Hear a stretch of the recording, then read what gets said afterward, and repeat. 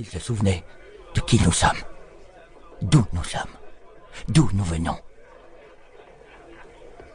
Les deux compagnons d'alcool n'eurent pas le temps de répondre. Une silhouette assise à la table d'à côté se pencha vers eux. Elle arborait une grande cape à large capuche, en velours épais, d'un rouge écarlate.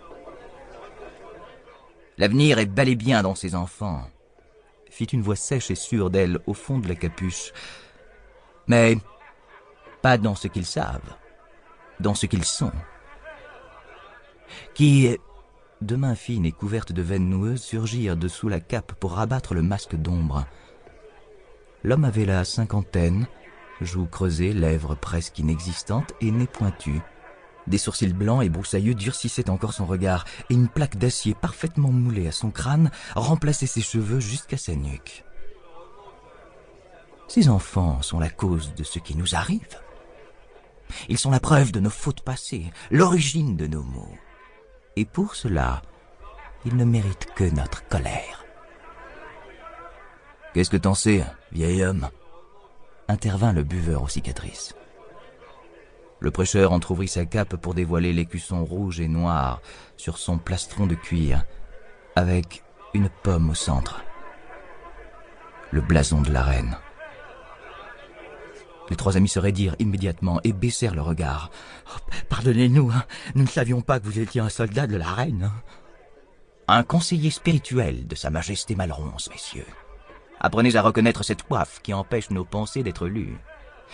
J'ai entendu votre conversation, et je vous trouve trop prompt à accorder à ces enfants une intelligence et une connaissance qu'ils n'ont pas.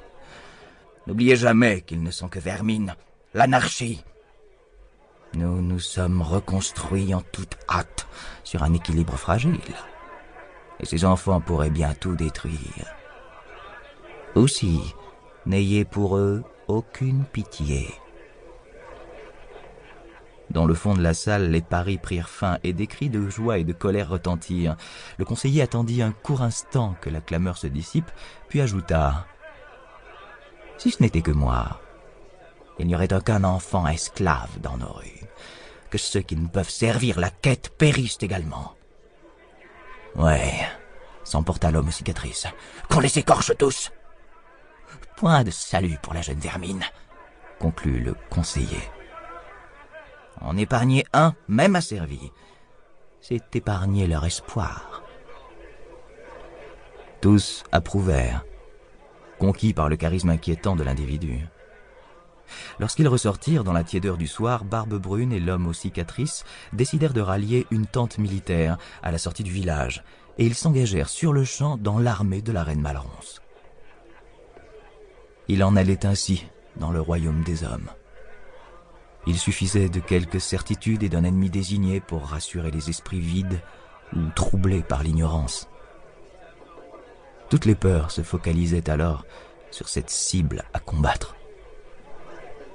Pour l'heure, capturer autant d'enfants que possible. Pour servir la quête. Pour la reine.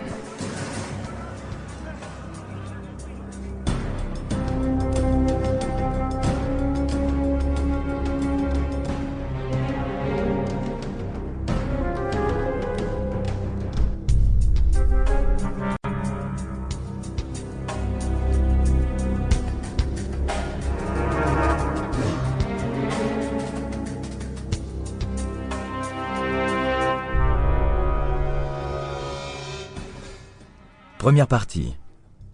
L'Empire végétal. Chapitre 1. Une trop longue route. Le monde avait beaucoup changé en seulement 6 mois. Matt Carter avait vécu les 14 années de son existence dans l'immense ville de New York, entre asphalte et structures d'acier et de verre, dans le cocon de la civilisation, le confort de l'électricité, des repas chauds et réguliers, sous la protection des adultes. Les adultes. Qu'étaient-ils devenus à présent, ceux qui avaient survécu à la tempête? Des créatures primaires et sanguinaires pour certains, les autres, des cyniques, des chasseurs d'enfants. 10 jours déjà qu'il marchait vers le sud, en compagnie d'Ambre et Tobias. Matt était grand pour son âge. Ses cheveux bruns, trop longs, lui fouettaient le visage à chaque coup de vent, barrant son regard sombre et déterminé. Pour continuer à écouter ce livre audio gratuitement, cliquez sur le lien dans la description et vous pourrez l'écouter en entier sans frais grâce à l'essai de 30 jours d'Audible.